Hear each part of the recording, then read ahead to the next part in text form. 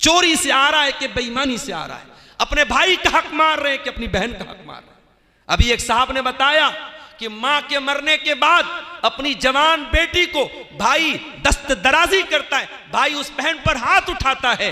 मेरे भाइयों, कितने बदनसीब हैं वो भाई। अरे बहनें तो अपने भाइयों को सहारा मानती हैं और भाइयों के मजबूत बाजू अपनी बहनों का सहारा बनते हैं। अरे जालिम, अपनी मां के मरने के बाद उस बहन को, जो मां बाप के मरने के बाद यतीम हो जाती है, अगर उस बहन पर कोई भाई हाथ उठाता है, उससे बड़ा बेगैरत, उससे बड़ा बुज़दिल कोई भाई नहीं है। अपनी बहनों से मोहब्बत करो, अपनी माओ से मोहब्बत करो, अपने बाप को उसका मकाम और दर्जा दो। और याद रखो मेरे भाइयों, दुनिया में किसी का हक अगर आपने मारा है, दुनिया में किसी का हक अगर हमने मारा है, जमीन हथियाई है, पैसा ले लिया है। अभी हमने मौलाना फजल हक साहब का जनाजा पढ़ा, जनाजे के पहले ऐलान हुआ, मौलाना के बेटों ने ऐलान करवाया कि किसी का कोई कर्जा हमारे ऊपर है, हमारे वालिद के ऊपर है, आके ले लो हमसे। ये जज्बा आज कहाँ है हमारे पास? ये जज्बा कहाँ है हमारे पास?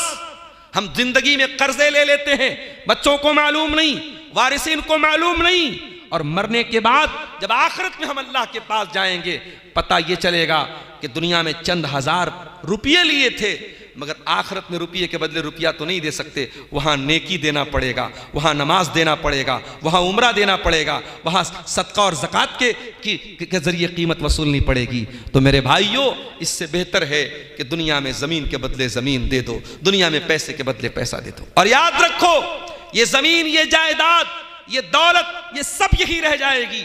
ये शाह का पंजा का कब्रिस्तान बता रहा है। आज बड़े बड़े दुनिया के पैसे वाले लोग और इल्म वाले लोग, दानिश्वर लोग आज मनो मिट्टी के नीचे दफन हैं। सब अपने रब के पास जा चुके हैं और अपने अपने अमल के एतबार से अल्लाह के सामने पेश हो रहे हैं। मेरे भाइयों, इस कब्र में हम सबको जाना है और कफन में कोई जेब नहीं होगा, कोई नोटों की गड्डी लेके नहीं जाएंगे, कोई जमीन और जायदाद लेके नहीं जाएंगे। हराम तरीके से जो जमीन हासिल की थी, हमारे बेटे मौज करेंगे, हमारे पोते पोतियां मौज करेंगे। अरे अपनी औलाद को सुख देने के लिए अपनी आखिरत को बर्बाद मत करो मेरे भाइयों, अपनी आखिरत को बर्बाद मत करो। और याद रखो, ये कब्र, आज कब्रिस्तान में जब हम जाते हैं, शायद हमें अंदाजा नहीं होता कि इस कब्र में आने वाली जिंदगी कितनी खतरनाक होगी।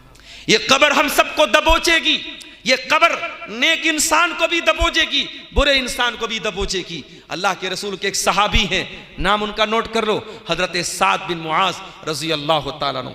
इतने बड़े सहाबी हैं, इतना अजीम उनका मकाम है कि जब उनका इंतकाल होता है और जनाजे की चारपाई को उठाया जाता है, मुआज, साद इब्ने मुआज बड़े वजनदार सहाबी थे, बड़े हैवी, उनका वजन बहुत हैवी था, भारी भरकम था। जब जनाजा उठाया गया, सहाबा ने कहा, अल्लाह के नबी, जनाजा बड़ा हल्का है, जनाजा बड़ा हल्का है। अल्लाह के प्यारे नबी ने फरमाया, इन्न लहू हमलतन गैरुहु, ऐ मेरे सहाबा, साद बिन मुआज के जनाजे को सिर्फ तुमने नहीं उठाया है, फरिश्तों ने भी उठाया है। इनके जनाजे में 70,000 फरिश्ते शामिल थे।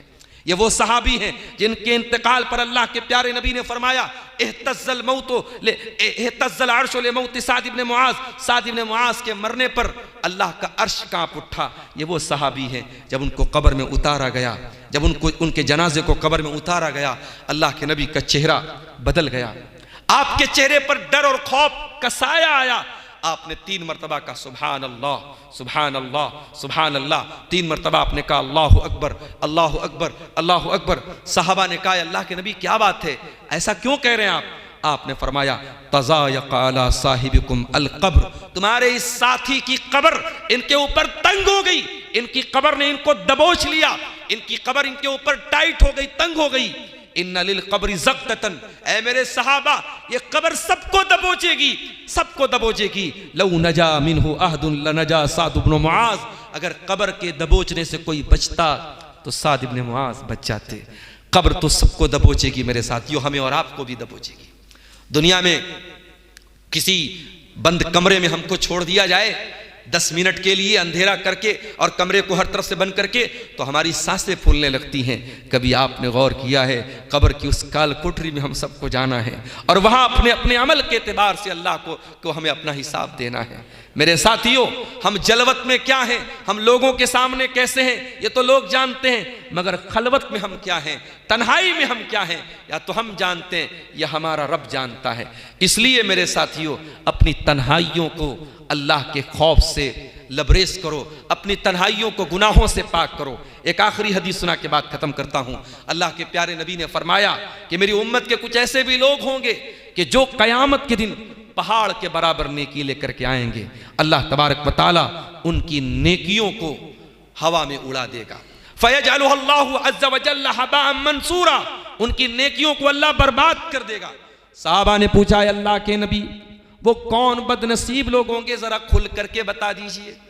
आपने फरमाया, वो तुम्हारे ही जैसे लोग होंगे, तुम्हारी ही नस्ल से होंगे, तुम्हारे ही भाई होंगे, नमाज भी पढ़ेंगे, इबादत भी करेंगे, वलाकिन्नहुम इज़ा खलौ बिमहारिमिल्लाहि इंतहकुहा, लेकिन जब वो तन्हाई में होंगे, जब वो अकेले में होंगे, अल्लाह को नाराज करने वाले काम करेंगे।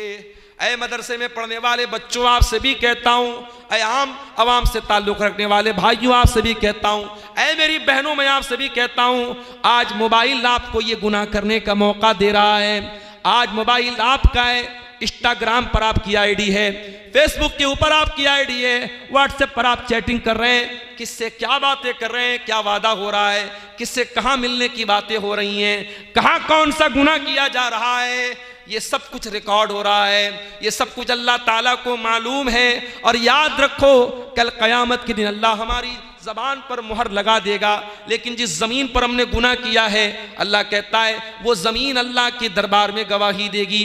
इज़ा ज़ुल्ज़िलतिल अर्ज़ु ज़िल्ज़ालहा व अख़रजतिल अर्ज़ु अस्क़ालहा व क़ालल इंसानु मा लहा यौमइज़िन तुहद्दिसु अख़बारहा।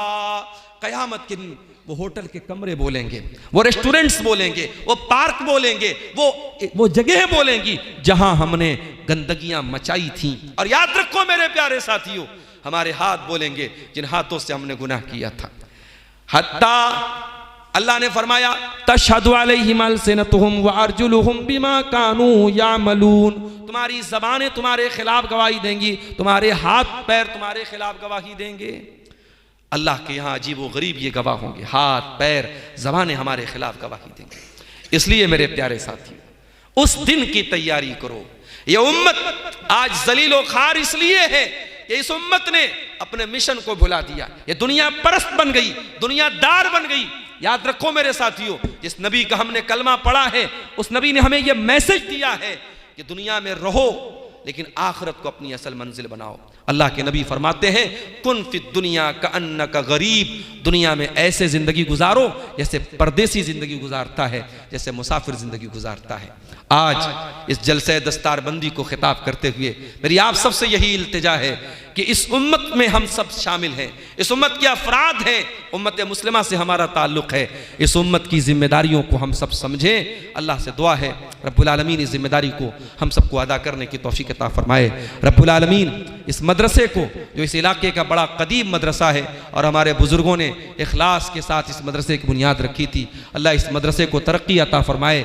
इस मदरसे से फारिग होने वाले बच्चों को दीन का सच्चा खादिम बनाए। अल्लाह रब्बुल आलमीन हम सब के इल्म व अमल में बरकत अता फरमाए। अल्लाह जब तक दुनिया में जिंदा रखे, इस्लाम पर जिंदा रखे और हम सब का खातिमा ईमान पर हो। आमीन। व आखिर दावाना अनिल हम्दुलिल्लाहि रब्बिल आलमीन। वस्सलामु अलैकुम व रहमतुल्लाहि व बरकातुहू।